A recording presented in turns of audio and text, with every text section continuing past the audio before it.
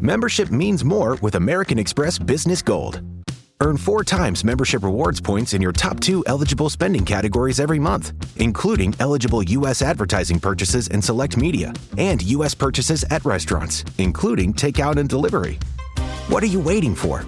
Get the card that flexes with your spending every month. Terms and points cap apply.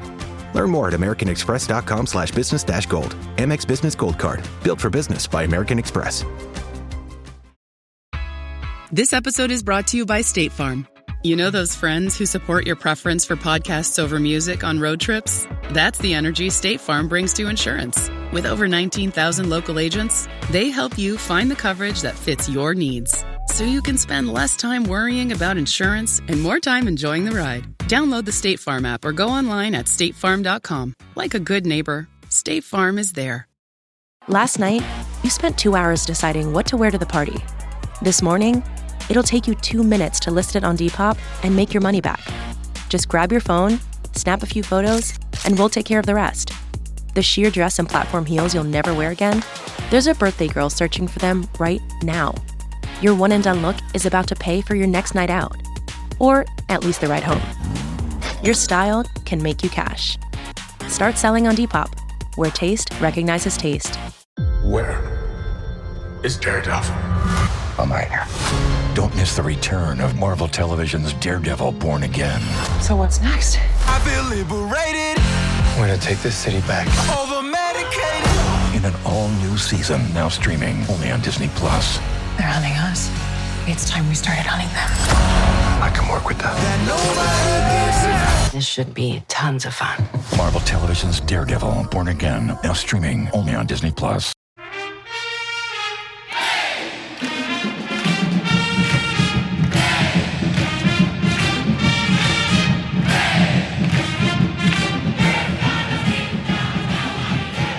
Hey there, Duke fans. You hear that sound? You hear that sound? Another one. Another one has committed to the Duke Blue Devils. We're here to talk about it, and because we have multiple things to talk about, it's a full episode, DBR Podcast episode number 817. I'm Donald Wine. I'm your host for this episode. I am with Jason Evans. Jason, we have eaten dinner, but that has not stopped, at least myself, from how giddy I am about all the news we're going to discuss. This is going to be a happy episode. Oh, yeah, in a big, big, big way. I mean, I think I've talked about on this podcast, I know I've mentioned it online in some places, there was so much angst among Duke fans. So many people worried, like, oh, what's happening? And we haven't gotten anybody in the portal. Oh, no, Floyd Badunga went someplace. Oh, no. Folks, we told you. We told you this was going to happen.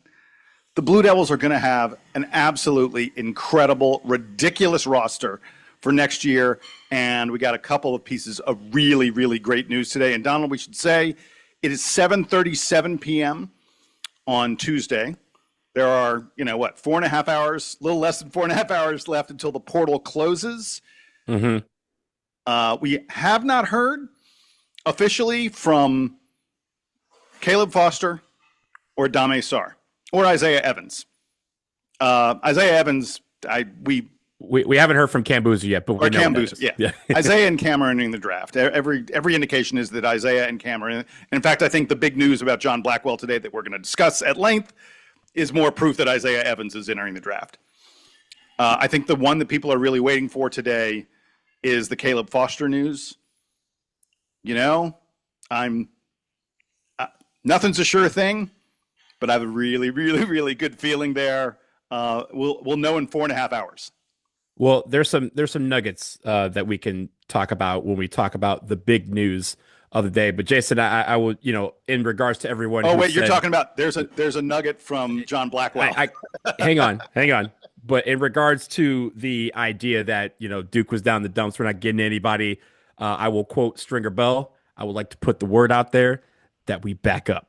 We're back up because John Blackwell has committed from the transfer portal to the Duke Blue Devils. Of course, we talked about him visiting Duke's campus yesterday, and first we got some early indications. Some people tried to jump the gun with the commitment announcement, and then it was announced by On3 Sports, I was reporting that John Blackwell had canceled his recruiting trip to Louisville, and then very shortly after that, the commitment, the official commitment from John Blackwell to the Blue Devils. Easily one of the top 3, if not the top ranked portal player.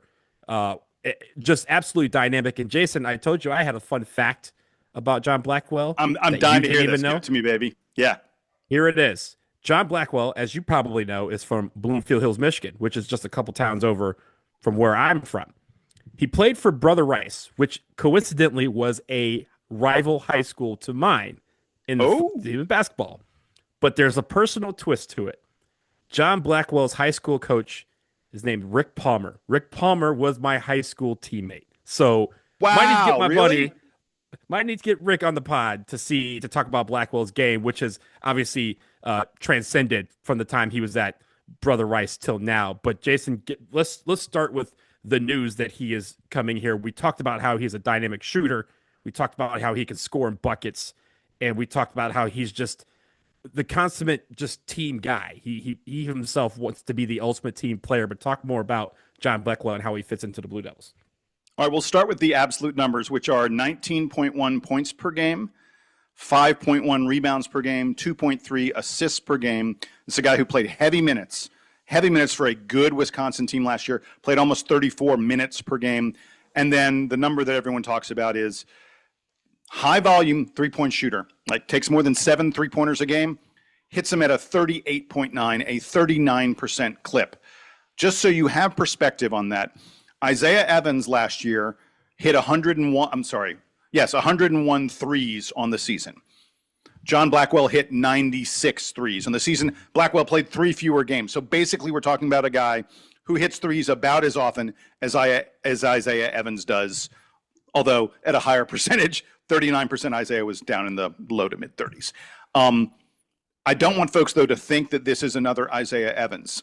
Look, Blackwell will shoot off the dribble really, really well. But you know the way Isaiah Evans is a guy who rises up on the move a lot. You know, sometimes he's moving kind of sideways and stuff like that, and he takes those 3-pointers. High degree of difficulty on that. That is not something you're going to see from John Blackwell. What you're going to see from John Blackwell is a lot more catch and shoot 3-pointers, and he's outrageously effective at the catch and shooters. He hit 44% of his catch and shoot threes. That's a big old number. Basically, when other guys attack the rim, I'm talking about you, Caden Boozer. I'm talking about you, Caleb Foster. I'm talking about a lot of the other guys in this Duke team. Patrick Gungba. Yeah. When other guys attack the rim, John Blackwell is the release valve on the perimeter that allows Duke to just bury teams that help. He is also a super efficient and very dangerous downhill rim attacker. He has a very, very solid frame. But he's 6'4", a little over 200 pounds, but a really solid frame. He's someone who doesn't let contact bump him off of where he wants to go, and as a result, draws a lot of fouls. If you are someone who likes to see guards who take it in the lane and get fouled, that is something John Blackwell does really, really well. Took almost 5.5 free throws per game last year. He had more, get ready for this, as a guard, John Blackwell shot more free throws than anyone on Duke's team other than Cam Boozer and Patrick Gungba, who are post players, getting fouled all the time. And when he goes to the free throw line, John Blackwell knocks him down. 86% free throw shooter last year. That is very nice to see. He's also excellent at pulling up off the dribble for mid-range jumpers. Now, I want to point something out, Donald. I'm not so sure.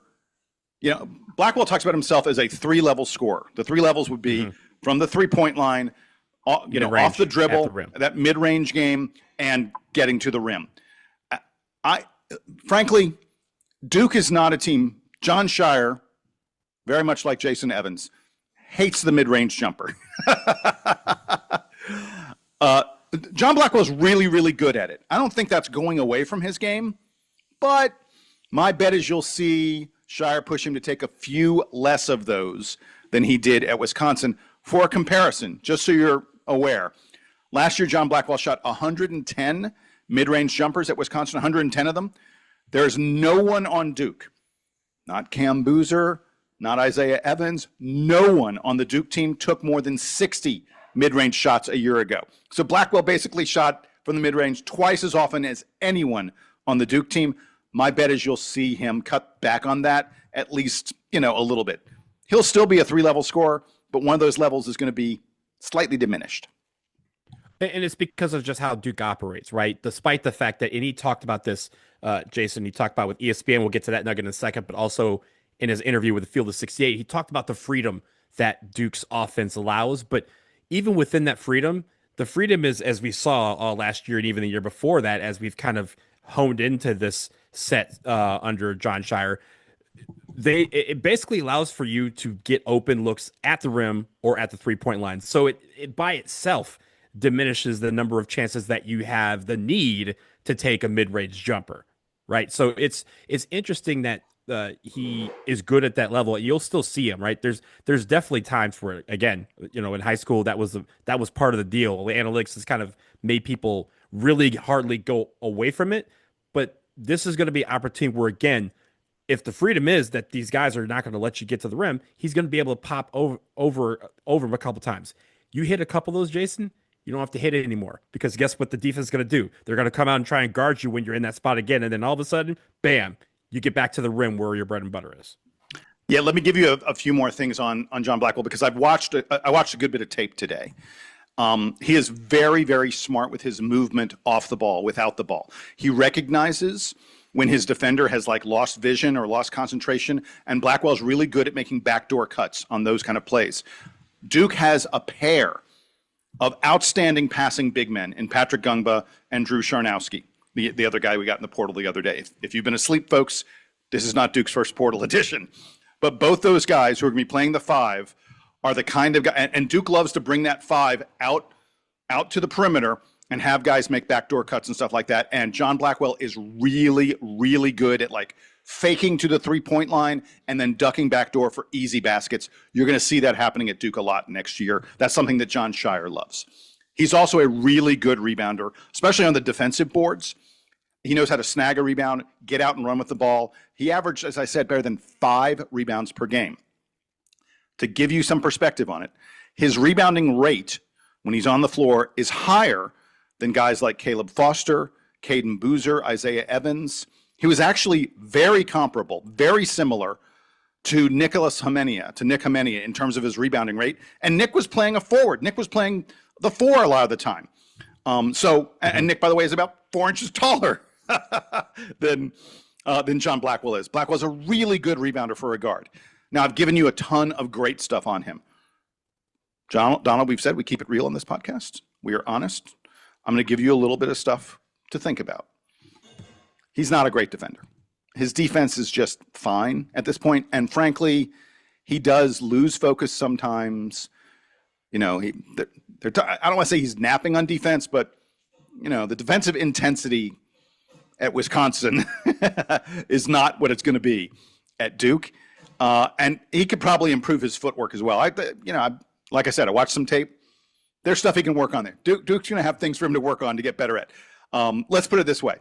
Compared to the 8 rotation guys at Duke last year, not counting Darren Harris. Love you, Darren Harris, but not counting Darren. The 8 guys who really got minutes for Duke last year. If you look at Evan Maya's defensive analytics that he has, John Blackwell would have ranked below every single guy on Duke's team except for one of them in his defensive, analytics and the such. So Blackwell, he needs to get better on defense. And then the last thing is, you're going to notice this, he's not an elite run jump athlete. At Duke, we're used to these guys who are super long, super explosive. That's not the kind of player that he is. Here's a number for you, Donald. Last season, John Blackwell attempted exactly 0 dunks.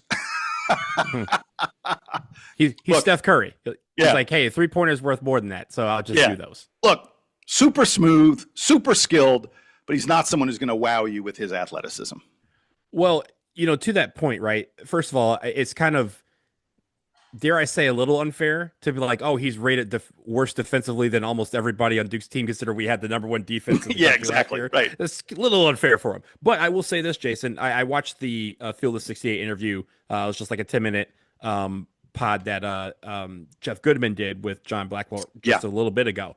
And he mentioned, hey, what did they sell you on? What was your role that they talked to you about? And he said that Duke sold them by saying they want to tailor his role to what he would play in the NBA. And he said he wants to have more opportunities on the ball to showcase those skills. He said he wants to improve his defense, and he knows that's part of the equation. And so, again, he said he wants to be the ultimate team player. He's going to help in the rebounding category, despite the fact that he's, air quotes, just 6'4". Like you mentioned, he's getting over 5 rebounds a game last year for the Badgers. So he's going to be a guy that's going to try to, figure out what those deficiencies are and work on them, because he wants to get to the next level, and he thinks that this is the right stop for him to do that. Now, Jason, we talked a little bit about the ESPN nugget, the article that Jeff Borzello put out, and I mentioned that John Blackwell wants to improve his on-ball skills and showcase that he has those, because he said he's naturally a point guard. And we're like, oh, well, we already have a couple. We already have Caden. We already have Ron coming in. So John Blackwell, yeah, sure, I guess we have a third. A quote from John Blackwell in this ESPN article that has everybody with eye emojis. I love online. this. I love this. Go for it. He says, I'm going to read the full quote, but I'll focus on the first 4 words. He says, quote, "They, being Duke, have 4 point guards. I would consider myself a point guard. We're just going to push each other every day. When you have a deep backcourt like we're going to have, it's going to be a matchup nightmare for teams. I'm just so excited to play with those guys and challenge those guys, and they'll challenge me every single day," end quote. Jason, 4 point guards. So that's Blackwell, that's Rippey, that's Boozer. Foster? That sounds like a Foster. It sounds like a Foster sign out there. Now, we haven't heard anything official, but if John Blackwell was thinking that there's 4 point guards on the team, we either got someone dynamic out of the portal that we haven't heard about yet, or Caleb Foster is coming back for another year. We'll wait for whatever official word might come out of that. But Jason, I think that's the idea. He wants to go to a place where he's going to get better. And he thinks he's in, I kind of like this mentality. He said, to be the best, I got to play with him. I got to learn from him. And we're going to all fight for playing time. I think this is an amazing get. And like he said, he wants to be the ultimate team player. He said, if I need to score 30 points, I'll do it. If I need to get 3 steals, I'll do it. If I need to play some excellent perimeter defense, I'll do it. That is what I hope all these guys come in with, because despite the fact that we're thinking about him as a potential starter on this team, nothing is earned, nothing is promised. He's going to work for that position on this team. And I want to talk about the point guard thing, because I saw a lot of people being like, wait, what is this? How can he play point guard on a team that has Caden and Rippey and Seafoss in all likelihood? Yeah. Here's what I suspect. I suspect that Jon Scheyer talked about putting the ball in Blackwell's hands, letting Blackwell make decisions the way a point guard does. And I suspect John also talked to him about Duke's history of playing multiple point guards together. John and Nolan Smith were in the same backcourt together. They were both functionally point guards on that team. Tyus Jones and Quinn Cook were on a team together. They were both point guards. Jay Will and Sidhu are sort of the classic example of that. To be clear, this does not, I don't think Blackwell's comments mean that there are going to be minutes next season where Blackwell is on the floor and all 3 of Caden, Rippey, and Caleb are on the bench. I don't think we're going to see that lineup a lot. I think that Duke's going to have probably 2 of those guys in the game almost all the time. Maybe occasionally, some rotation kind of happens, but you're just not going to. That's not the point guard talk. Don't think of that as 40 minutes. It's 80 minutes, because really Duke's playing 2 combo guards for the most part, and these guys, those 4 guys we just mentioned, at least we think, are going to be sharing those 80 minutes, and it's going to be just a ton of fun to watch. Yeah, and Jason, I think just in line with what we saw and what he wants, right? You want 2 guys on the floor, at least 2 guys on the floor that can handle the ball in any situation, from the opening tip to the very last whistle. You want guys who are able to handle the ball, make decisions, and also, if you think about some of those guys that we talked about, those two guard combos that we had, one would be one that could drive to the rim. Another would be a guy who could shoot well. Like, it was almost like a compliment. We're like, okay, in soccer, we have what we call a double pivot. You go forward, I'll stay back. And then there's going to be a time where I go forward and you stay back, right? We have that opportunity here with all 4 of these guys, because we have really 2 guys that can drive the lane, really 3 guys that can really drive the lane. And we have 2 guys who can put it up in the air, right, from beyond the arc, and have that in their arsenal too, while the other guys on the floor. So as he said, it's going to be a matchup nightmare depending on which of those guys are on there. And for all intents and purposes, we're hoping that it is 4. We really do. That would be an amazing get and really would solidify probably the best backcourt in the country and definitely the most competitive backcourt in the country because all those guys are going to be fighting for minutes. Let's take a quick break. On the other side, we have more to talk about, more fun. We have another guy coming back, and one of our guys is getting it done on the court and in the classroom. We'll talk about all ACC academic team after this.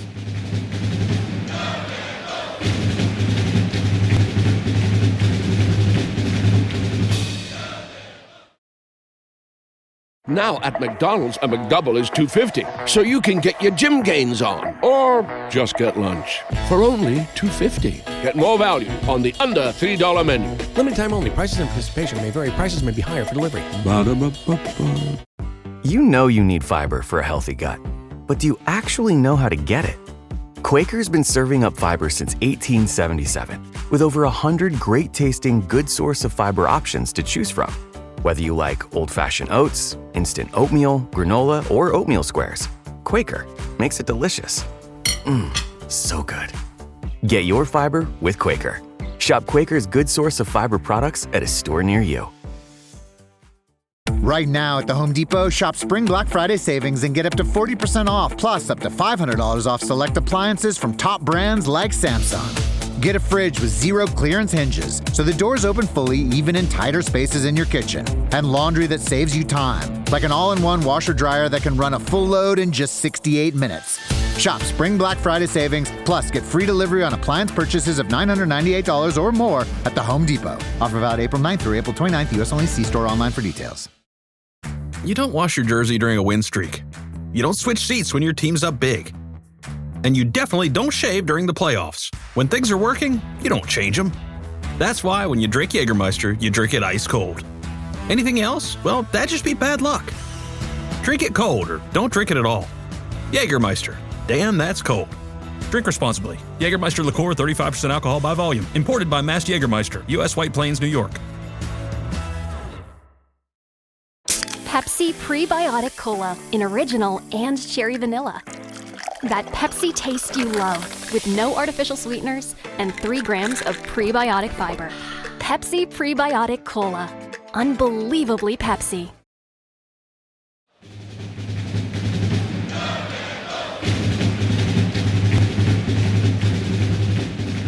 All right, we are back. We turn our attention to just another announcement that came earlier today, and just as happy to have this guy back in the lineup. Sebastian Wilkins, the 6'8", freshman who redshirted this year, did not play a second for Duke, but was on the bench and was part of the practices and part of the team for the entire year.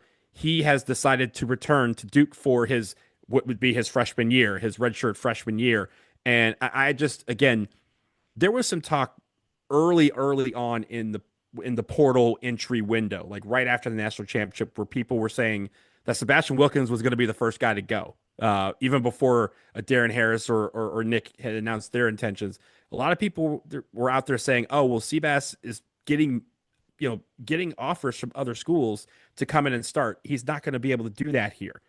And I find it funny that we're here towards the end of that portal entry window, Jason, and he's sitting here saying, "No, I want to be a part of that. I want to earn my spot." And I want to point out something we were just talking about before we started recording.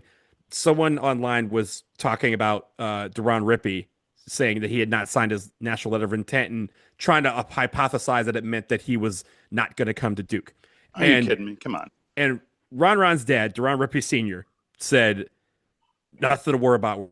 We're all on the same page, trying to win all our games. The goals are always the same, to get to the Final Four and bring home a championship to the Bull City. Stay tuned, fam." The fact that his dad and Ron by all accounts is the same way, is a guy that's like, I don't care who's with me. I want the best guys with me because iron sharpens iron, and I want to be a part of the best team in college basketball and learn and grow from that every day. That is the mentality that I see in this announcement from Sebastian Wilkins. He's saying, I don't care what the role is. I want to be able to compete for these minutes, however big or small they have. And it's clear that the coaching staff is saying, hey, you're on this team. You're going to be able to compete with the rest of these guys and get better. And he has a year's experience where he can bring that to the table and really help this team as we try to get another national championship, Jason. Yeah. So first of all, just really quick, folks, if you don't follow Duran Rippey Sr., Ron's dad, if you don't follow him on social media, you're missing something because my man he's just lighting it up. He is locked in. That guy, he's having a ton of fun, and he is just unbelievably excited for his son to come play for Duke. And the notion that anyone is trying to flip this kid or get this kid to go someplace else, they are having none of it in the Rippey household. Forget about it. No way. Let's get to Sebastian Wilkins, though. I'm super excited that we're going to get a chance to see this guy in a Duke uniform, other than a practice jersey or other than at the blue-white game. I'll remind folks that he scored 6 points in the blue-white game. Looked like he belonged out there, but he'd come early from high school and, wanted more time to mature, to get a little bit bigger, a little bit stronger, figure out how to improve by playing against, I'm guessing this guy, he probably played against Cam Boozer, for the most part in practice. I mean, my goodness, talk about a tough assignment for a kid who should have still been in high school last year. I'm thrilled that he's going to be back. And like you said, to me, the most significant thing about this is a kid who's saying, I know that my role is not assured. I know that I'm going to have to fight, scrape, claw, do everything I can to earn every minute that I get, because this Duke roster is going to be stacked. But he's like, cool, bring it on. First of all, he's all in clearly on being a part of a team and not just pursuing individual goals. I think Donald, to me, one of the things that Jon Scheyer is an absolute wizard at is saying to guys, we're not here to talk about your individual goals. We're here to talk about how you fit into a team and how fitting into that team and being a part of that team will advance your individual career. And he is able to convince these guys left and right, 3 ways from Sunday, this is the way. This is how you get better. This is how you reach the next level. This is how you become Jason Tatum and Paulo Banchero and on and on and on, and Cooper Flagg and we can go on and on with the number of Duke guys who go to the next level and excel. And Scheyer has told these guys, this is what I can get you there, because look at how I've gotten other guys there. And they believe him, they trust him, and the results, frankly, bear out, I mean, it's abundantly clear. And so I'm unbelievably excited for Sebastian Wilkins. He's probably a backup power forward kind of player, maybe a little tiny bit on the wing. It depends on, there's still things that have to shake out. There's still questions about Dame Sarr and whether or not he's interested perhaps in the NBA draft. That's not a sure thing. And there's still questions about Duke's pursuit of what would be a starting power forward. Our understanding is that Duke is still very much in the hunt for a starting power forward, either Alan Graves or Milan Momcilovic. I can't pronounce that. Whatever. Momcilovic, yeah. Momcilovic, thank you. Duke is still very much involved with those guys. The fact that we got Blackwell does not mean that Duke is out of the running for them. So Sebastian Wilkins is like looking at a stacked roster, and he's like, yep, bring it on. Those guys have to compete with me for playing time. And I just love to see that attitude in a kid. And I can't wait to see him in a Duke uniform. Let's bring it on, man. Is it November yet? Can it be November? Well, Jason, to that point, right? It's funny. A lot of people think it's super, super hard to tell a guy to buy into a system and buy into like a role and a goal.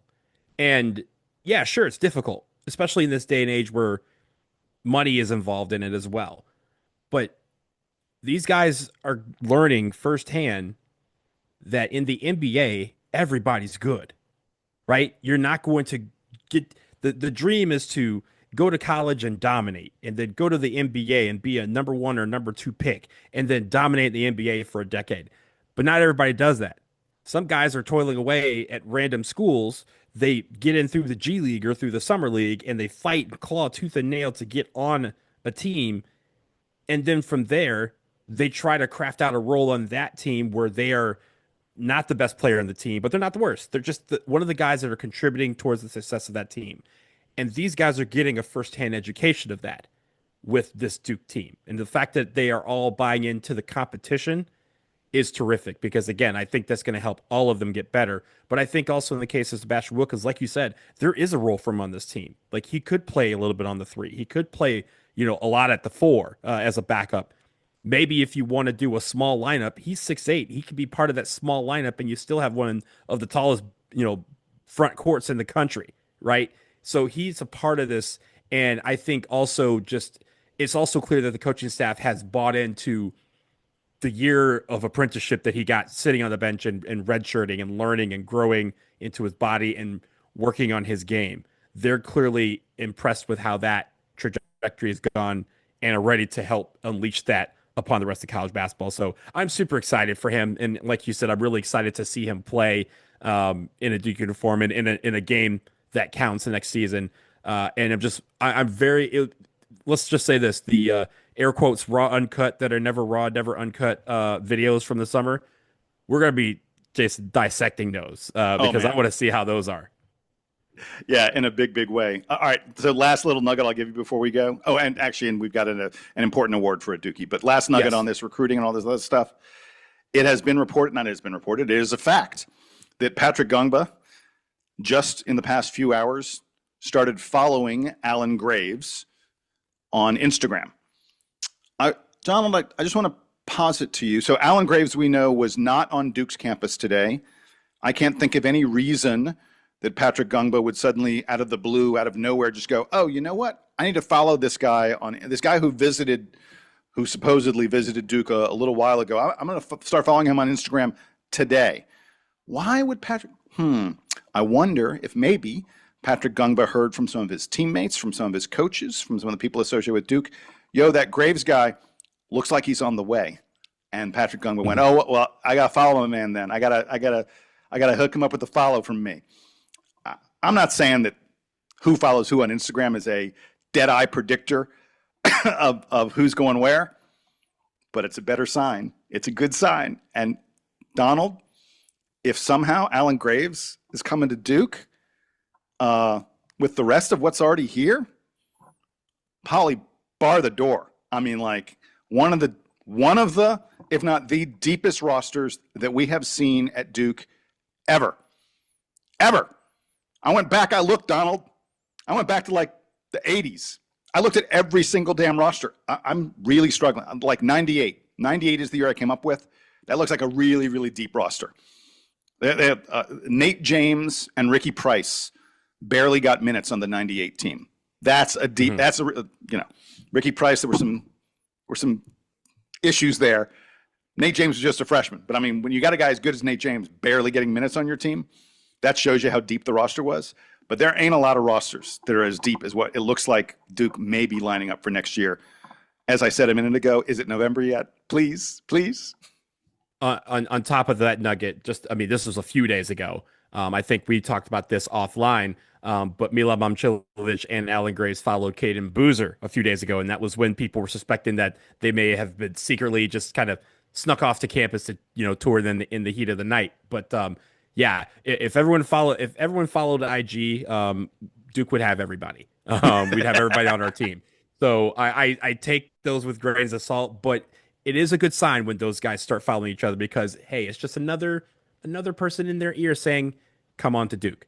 So again, congratulations to Sebastian Wilkins. We will also, Jason, as we're doing this, I'm still trolling social media. Nothing out yet. It is 8:06 p.m. on the East Coast. Before we get out of here, we did want to salute one of our players who, again, was getting it done on the court and in the classroom. This is the 32nd straight year Duke has had at least one player make the All-ACC academic team for men's basketball. This year, it is Malik Brown. Malik, majoring in African-American studies. He is Duke's representative on the All-ACC academic team. Now, Jason, this year they updated the criteria, and they had to do that because basically of the transfer portal and guys going from one place to another. So the new criteria, and this is the reason why Malik is terrific for this, One is undergraduate student athletes who have completed at least one academic year at their institution. So you can't get a transfer come in and then make the all-academic team. You also have to maintain a cumulative GPA of 3.0 or higher, including a 3.0 over the most recent academic term, which means, again, in that fall semester, he was getting it done in the classroom as well. And you have to compete in at least 50% of your team's contest. So you can't just be the guy at the end of the bench, unfortunately, getting that. So, but also, again, Duke now with 121 all ACC academic honorees in men's basketball. That's the most in conference history. It's amazing that Malik Brown embraced being a backup. He became the ACC Defensive Player of the Year, the sixth man of the year. He was a starter for the last month of the season, embraced a new role. He was the NABC Defensive Player of the Year, National Defensive Player of the Year. And he was also getting a 3.0 or higher in school. Like that, what can't this man do? I'll go ahead and admit it. I did not have a 3.0 at Duke. I didn't either, but I also didn't play basketball. So I guess at least I didn't hurt the APR ranking. So thank you. Exactly. You're welcome. Yeah. Malik's ridiculous. It's outrageous how he's able to accomplish all these things, the things he does on the basketball floor and the things he does off the basketball floor. He is someone that we will be eternally proud to have had at Duke for the 2 years that we had him. God, I wish it had been 4, I mean, like, and I wish we could get an extra one, but that's not happening. I think it's not happening.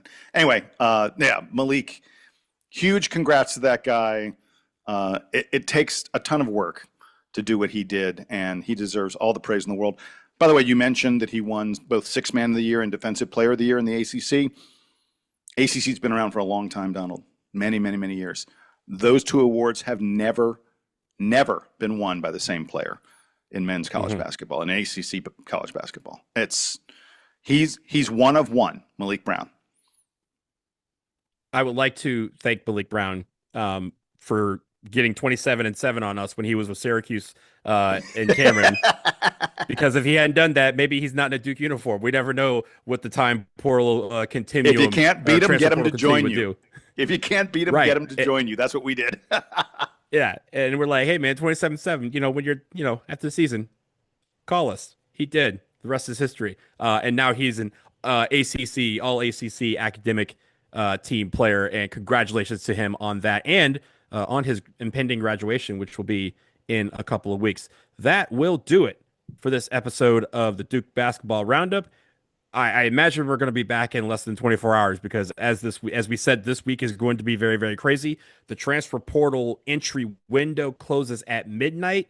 I will warn people that teams have up to 48 hours or 2 business days to actually enter somebody into the portal. But in the case of college basketball, these guys have kind of been announcing those on their own. So if we have any word soon, of course, we will be back to take care of it all and talk about it. But until then, he's Jason. I'm Donald. It's 8:10 on the East Coast. Nothing else is happening, so now it's going to be the Duke Band who plays us out and takes us out.